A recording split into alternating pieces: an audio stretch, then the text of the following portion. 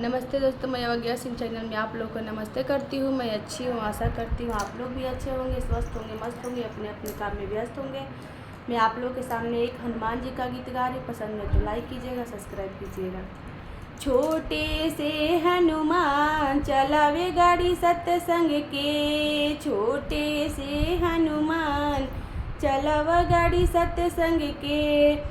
ओही जे गड़िया में राम जी बैठे, ओही जे गड़िया में राम जी बैठे।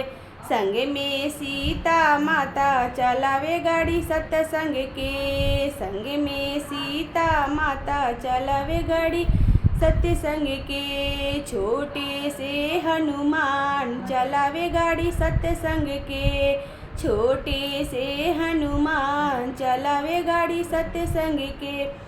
ओही जे गड़िया में शिवाजी बैठे, ओही जे गड़िया में शिवाजी बैठे। संग में गौरा माता चलावे गाड़ी सत्संग के, संग में गौरा माता चलावे गाड़ी सत्संग के। छोटे से हनुमान चलावे गाड़ी सत्संग के। ओही जे गड़िया में गणेश जी बैठे, ओही जे गड़िया में गणेश जी बैठे।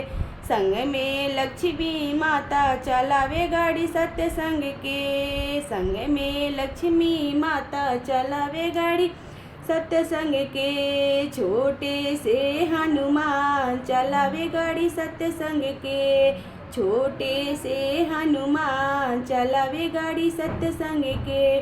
वही जे गड़िया में लक्ष्मण जी बैठे, वही जे गड़िया में लक्ष्मण जी बैठे।